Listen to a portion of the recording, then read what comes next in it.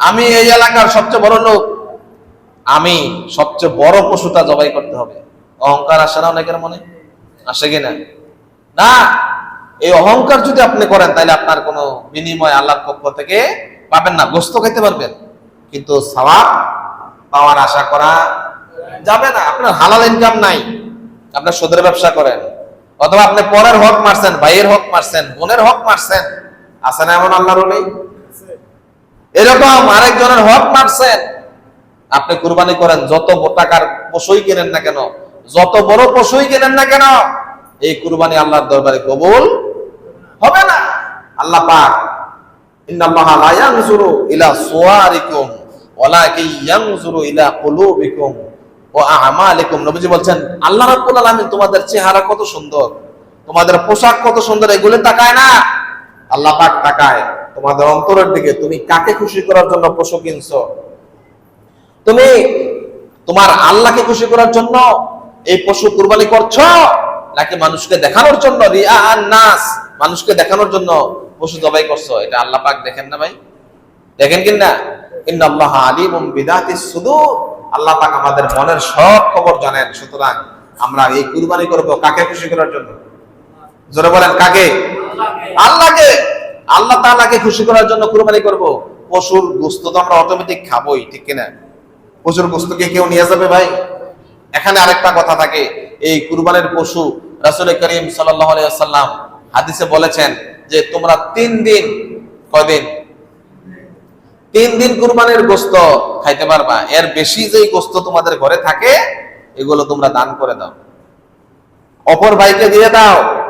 ইসলামের প্রাথমিক যুগে এই কথাটা নবীজি বললেন। এই হাদিস সবাই আমল করছে।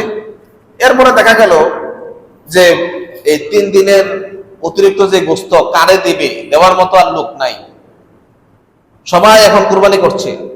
এরপরে সাহাবায়ে কেরাম গিয়ে প্রশ্ন করলেন, ইয়া রাসূলুল্লাহ আপনি তো বলেছিলেন 3 দিনের বেশি গোশত খাবো না, আপনার কথা তো আমরা মানতেছি, এখন তো সবাই কুরবানি করে, প্রত্যেকের ঘরে ঘরে গোশত, এখন কি আমরা 3 দিনের বেশি খাইতে পারবো?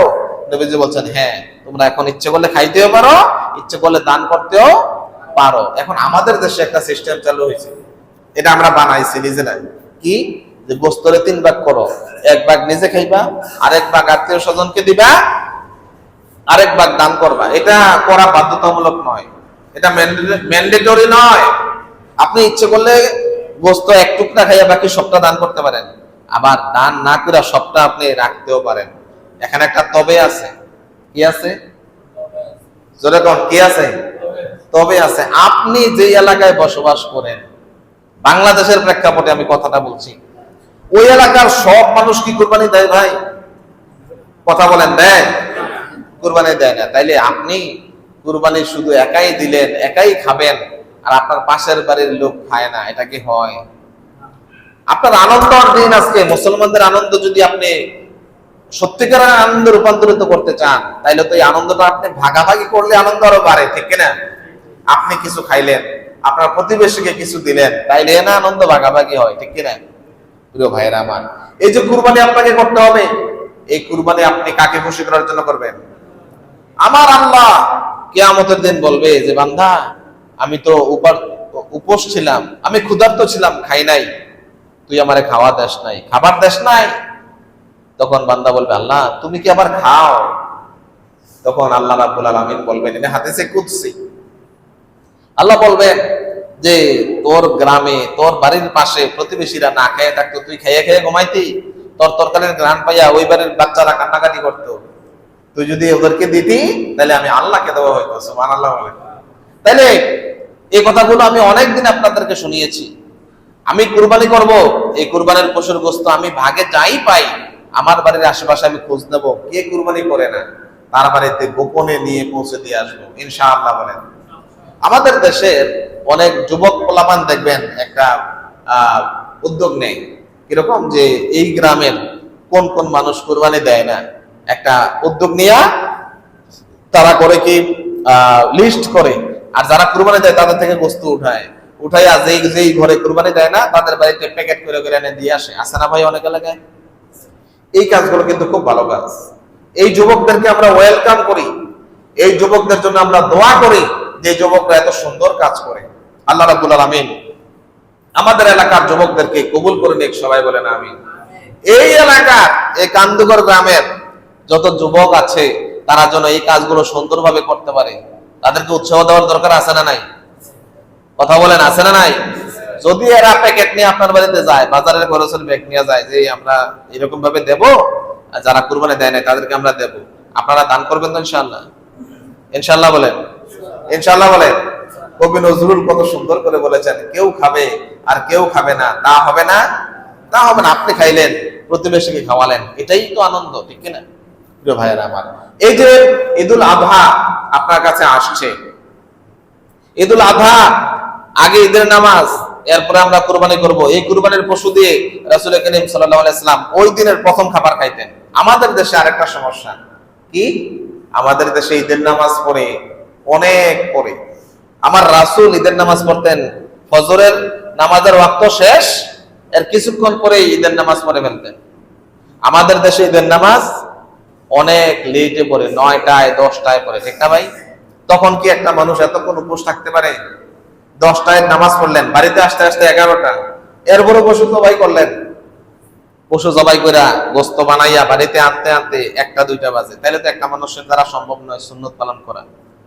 আপনি যদি রাসূলের সুন্নাহ মানেন, তাহলে আপনাকে ঈদের নামাজের টাইম একটু আগায় আনতে হবে, ঠিক কিনা? এখানে আরেকটা বিষয় থাকে যে কুরবানির মাসালাগুলো, আমি যে মাসালাগুলো বলছি, যে পশু জবাই করার সময় মানুষ যাইয়া বলে যে কার নামে কুরবানি দেব, নাম দেন, নাম দেন, কয় কিনা? নাম বলেন, কার নামে কুরবানি করবেন? না, এটা কিন্তু কথাটা সঠিক নয়।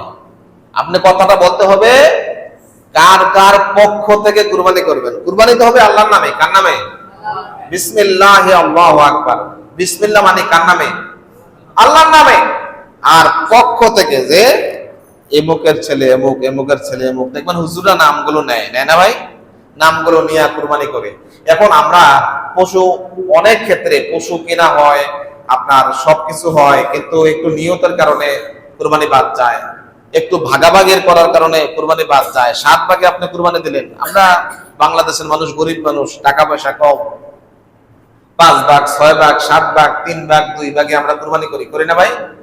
গোস্ত বন্টনের সময় যদি কোনো অংশীদারের মনে একটু কালিমা থাকে যে মনে হয় এই ভাগটার মধ্যে মনে হয় ওই ব্যক্তির ভাগে একটু গোস্ত বেশি ছিল, এই দূরদূরি মনে থাকলে, এই সন্দেহ মনে থাকলে সবার কুরবানি বাদ। নাউজুবিল্লাহ। তাইলে এই জন্য কি করতে হবে? সঠিকভাবে ভাগ করতে হবে, ঠিক কিনা?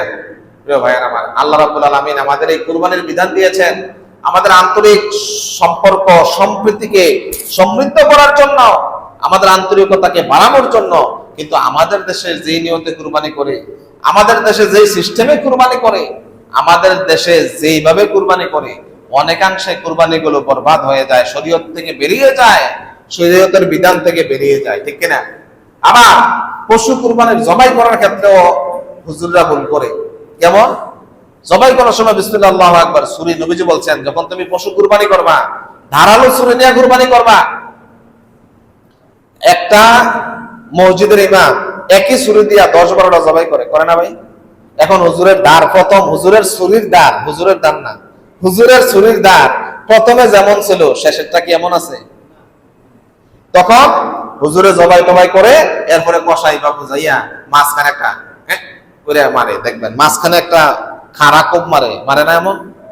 হ্যাঁ, মারার কারণে এই গরুটা, এই পশুটা স্ট্রোক করে মারা গেল, আপনার কুরবানি কিন্তু বাদ হয়ে গেল, হত্যা হয়ে গেল, এটা জবাই হয় নাই। আপনার যে রগগুলো কাটতে হবে এগুলো কাটা হলো, কিন্তু এরপরেও আপনি আবার এটা হত্যা করেন কেন? আপনি এটা বুঝতে হবে, রক্ত প্রবাহিত হওয়া। নবীজি বলছেন যে একটা পশুকে জবাই করা শেষ, তার রক্ত সবগুলো বেরোনোর সুযোগ দাও। আমাদের দেশে অনেক কসাই বিদুর্মীর কাজটা করে, এই বিদুর্মীর কাজ আমাদের দেশের কসাইরা আনছে, আমদানি করছে। কিভাবে? তারা রক্ত প্রবাহিত হচ্ছে দিক দিয়ে তারা তাদের কর্মকাণ্ড শুরু করে দেয়। আছে না এমন? এটা করা যাবে না।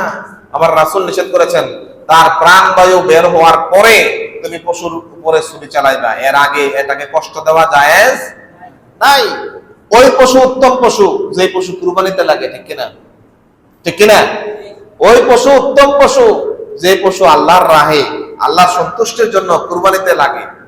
সুতরাং প্রিয় ভাইয়েরা আমার, আমরা কুরবানি করব একজনকে খুশি করার জন্য। তিনি কে? আল্লাহ রাব্বুল আলামিনকে যেন খুশি করতে পারি আমাদের আমলগুলো দ্বারা। আমরা এই কুরবানি থেকে শিক্ষা গ্রহণ করতে হবে যে আল্লাহ রাব্বুল আলামিন আমাদেরকে যখন যা চায়, যেভাবে চায়, সেভাবে আমাদেরকে আল্লাহর রাস্তায় নামতে হবে, ঠিক কিনা? এই কুরবানি আমাদেরকে এটাই শেখায়। এজন্য আল্লাহ পাক বলেছেন সূরা আলে ইমরানের 162 নম্বর আয়াতে যে ইন্না সালাতি ওয়া নুসুকি ওয়া মাহইয়ায়া ওয়া মামাতি লিল্লাহি রাব্বিল আলামিন, আমার নামাজ, আমার কুরবানি, আমার বেঁচে থাকা, আমার মরে যাওয়া, তার মানে কি আমার জন্ম থেকে মৃত্যু পর্যন্ত যা আছে সব লিল্লাহি রাব্বিল আলামিন, মহা জগতের বিশ্বজাহানের প্রতিপালক আল্লাহকে খুশি করার জন্য। কাকে? এবার আপনাকে বলি, আপনার বাড়িতে একটা সমস্যা দেখা দিয়েছে, এই যে সমস্যা ধৈর্য ধারণ করবেন কাকে খুশি করার জন্য? কথা বলেন। আপনার বাড়িতে আপনার পুকুরে ব্যবসা করতেন, এই পুকুরে বন্যার পানি আইসা পুকুরের পানি মাছ সব চলে গেল, হয় না এরকম? এই যে একটা কুরবানি, এটা ধৈর্য ধরবেন কাকে খুশি করার জন্য? আপনি চিন্তা করবেন যে আমার আল্লাহ আমার প্রতি সন্তুষ্ট হয়ে, আমার আল্লাহ যা করছেন ওই কাজে আমি সন্তুষ্ট থাকতে হবে, কারণ আমাকে দেওয়ার মালিককে, আমার জীবনে বারাকা দেওয়ার মালিককে। আল্লাহ পাক একটা জিনিস নিয়ে গেছেন, এর থেকে অবশ্যই ভালো কিছু আল্লাহ পাক আমাকে দান করবেন, এজন্যই আল্লাহ পাক আমার থেকে নিয়ে যাচ্ছেন, ঠিক কিনা? ইব্রাহিম আলাইহিস সালামকে আল্লাহ রাব্বুল আলামিন যখন এই স্বপ্ন দেখালেন যে তোমার ছেলেকে তুমি জবাই করো, তখন আল্লাহ পাকের খলিল ইব্রাহিম আয়েশা ইসমাইলের সাথে পরামর্শ করলো যে ইন্নী আরা ফিল মানামে আন্নী আযবাহু, আমি স্বপ্নে দেখছি আমি যেন তোমাকে জবাই করছি। এবার ছেলে বাবাকে বলছে যে ফানজুর মাযা তারা সাতাজিদুনি ইনশাআল্লাহু মিনাস সাবিরিন, তুমি অবশ্যই আমাকে ধৈর্যশীলদের মধ্যে পাবেন আব্বা, আপনি আমাকে ধৈর্যশীলদের মধ্যে পাবেন। কি সুন্দর কথা, ছেলে বাবাকে বলছে আমাকে ধৈর্যশীলদের মধ্যে আপনি পাবেন। আপনি যা দেখছেন তা বাস্তবায়ন করেন, সুবহানাল্লাহ বলেন।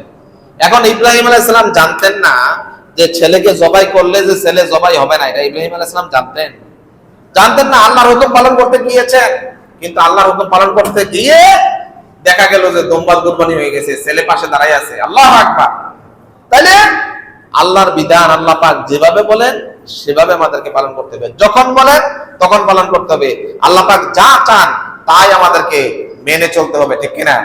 এই কুরবানি আমাদেরকে শেখায়, এই স্যাক্রিফাইস আপনাকে আমাকে শেখায়, এই কনসিডারেশন আপনাকে আমাকে শেখায় যে আল্লাহর খুশির জন্য আমার জীবনের সবকিছু আমাকে ত্যাগ করতে হবে, ঠিক কিনা? প্রিয় ভাইয়েরা আমার, আল্লাহ রাব্বুল আলামিন এই কুরবানির শিক্ষাকে আমাদের বাস্তব জীবনে আমল করার তৌফিক দান করুক। আমরা সবাই বলি আমিন। আসসালামু আলাইকুম ওয়া রাহমাতুল্লাহি ওয়া বারাকাতুহু।